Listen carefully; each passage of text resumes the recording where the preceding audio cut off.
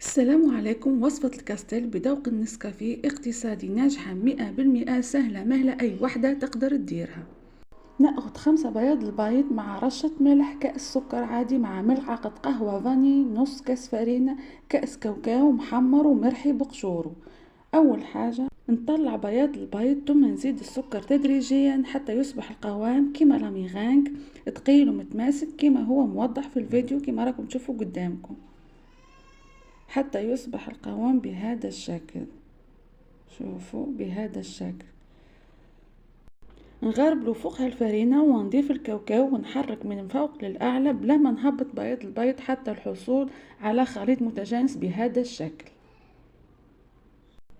نفرخهم في بلاطو يكون تقريبا 25 على 35. نفرش بابي دو كويسون ولا ندهن البلاطو بالزبدة والفرينة، نحطهم يطيبوا على 180 درجة. كي تلقاها نشفت بهذا الشكل معناتها راهي طابت. لو بسكويت تاعنا طاب، نقطعوا الاطراف بطريقه متساويه، نحتفظوا بهم ونفتتهم بهذا الشكل ونحطوهم اكوتي. نقسموا لو بسكوي على 2 متساويين. بالنسبة للكريم نخلط 150 غرام زبدة طرية مع 3 ملاعق كبار سكر أرطب مع 2 ساشيات صغار نسكافيه كنت دوبتهم مع شوية قهوة أو حليب، ونضيف ملعقة صغيرة فاني. نطلع مليح حتى نتحصل على هذه النتيجة كما هو موضح في الفيديو.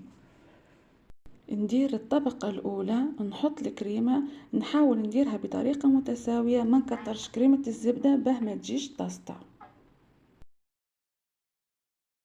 نزيدو الطبقة الثانية ونزيد نحط عليهم الكريمة كيف كيف، ما نكتروش ونحاول نديرهم بطريقة متساوية.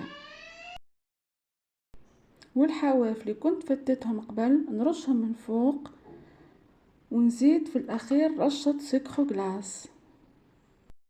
كي نكملو نخلوه يبرد شوية ويتماسك ونقطعوه حسب الرغبة.